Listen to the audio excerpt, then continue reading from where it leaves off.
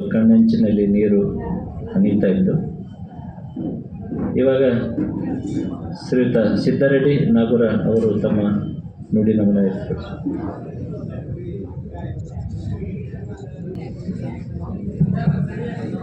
ಈ ವೇದಿಕೆಯ ಮೇಲೆ ಶ್ರೀಗಳ ಪಾದಕ್ಕೆ ನಮಿಸಿ, ವೇದಿಕೆ ಎಲ್ಲ ಮಾನ್ಯರಿಗೆ ವಂದಿಸಿ, ದಿವಂಗತ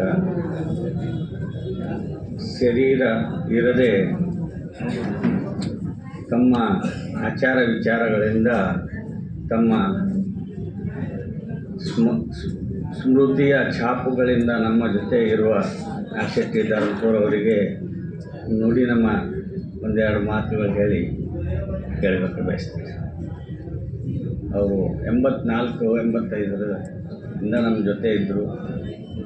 ತುಂಬ ಕಷ್ಟದಲ್ಲಿ ತಮ್ಮ ಅಣ್ಣ ತಮ್ಮಂದಿರನ್ನೆಲ್ಲ ತಾಯಿ ಹಾಗೆ ಸಾಕಿ ಅವ್ರಿಗೆ ವಿದ್ಯಾಭ್ಯಾಸ ಮಾಡಿಸಿ ತಾವೇ ವಿದ್ಯಾಭ್ಯಾಸ ಮಾಡ್ತಿದ್ರು ಕೂಡ ಅದ್ರ ಜೊತೆಯಾಗಿ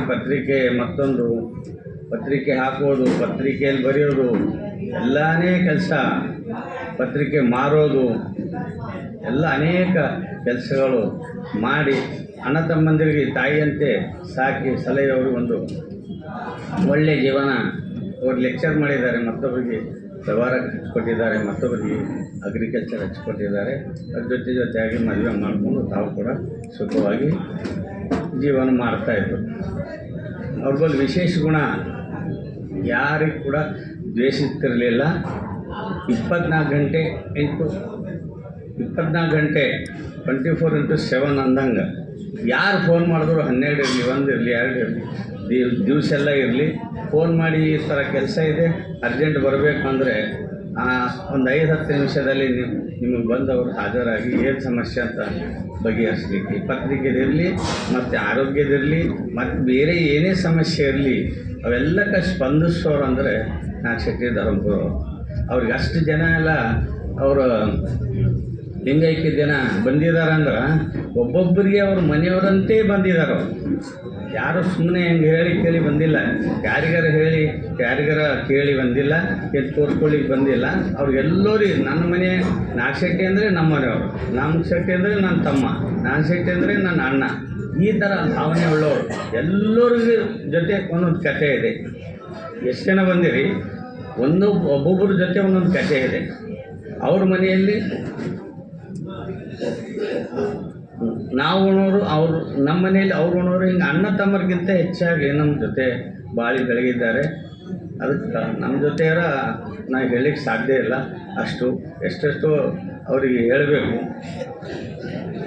ನಮಗೆ ಅವ್ರು ನೆನೆಸ್ಕೊಂಡ್ರೆ ಅಳು ಬರ್ತಾಯಿದೆ, ನೆನೆಸ್ಲಿಕ್ಕೆ ಆಗ್ತಾ ಇಲ್ಲ. ಅವ್ರು ನೆನಪ ಬಂದರೆ ನಮಗೆ ಕಷ್ಟ ಅನಿಸ್ತಾ ಇದೆ. ಅದಕ್ಕೆ ದುಃಖ ಪಡಲಾರದೆ ಅವರು ಸ್ಮೃತಿಯಿಂದ, ಅವ್ರ ಸೇವೆಯಿಂದ, ಅವರ ಸ್ನೇಹದಿಂದ, ಪ್ರೀತಿಯಿಂದ, ಪ್ರೇಮದಿಂದ ನಮ್ಮ ಜೊತೆ ಇದ್ದಾರೆ. ಅವ್ರ ಕುಟುಂಬದ ಏನು ಸದಸ್ಯರಿದ್ದಾರೆ, ತಂಗಿಯವರಿದ್ದಾರೆ, ಅವ್ರ ಮಕ್ಕಳಿದ್ದಾರೆ, ಅವ್ರ ಭೌಜಿ ಇದ್ದಾರೆ. ಎಲ್ಲರಿಗೆ ನಮ್ಮ ಸಹಾಯ ಆದಷ್ಟು ನಾವು ಏನು ಹೆಲ್ಪ್ ಮಾಡ್ಬೋದು ಅವರಿಗೆ ಮಾತಾಡಿಸಿ, ಅವ್ರಿಗೆ ಸಮಾಧಾನಪಡಿಸಿ, ಮದುವೆಗಾಗಲಿ, ಮತ್ತೊಂದಕ್ಕಾಗಲಿ, ವಿದ್ಯಾಭ್ಯಾಸಕ್ಕಾಗಲಿ, ಮಕ್ಕಳ ವಿದ್ಯಾಭ್ಯಾಸಕ್ಕಾಗಲಿ ಎಲ್ಲಕ್ಕೆ ನಾವೆಲ್ಲರೂ ಸಹಕಾರ ಮಾಡೋಣ. ನಾವು ಎಲ್ಲ ಸಮಾಜದವರೆಲ್ಲ ಕೂತು ನಾಗಶೆಟ್ಟಿಯವ್ರ ಕುಟುಂಬಕ್ಕೆ ನಾಗಶೆಟ್ಟಿ ಕೊರತೆ ಅನಿಸ್ಲಾರ್ದಂಗೆ ನಾವೆಲ್ಲ ನಡ್ಕೊಳ್ಳೋಣ ಅಂತ ತಮ್ಮಲ್ಲಿ ವಿನಂತಿಸಿಕೊಂಡು ನಾನು 2 ಮಾತು ಮುಗಿಸ್ತೀನಿ. ಜೈ ಕರ್ನಾಟಕ.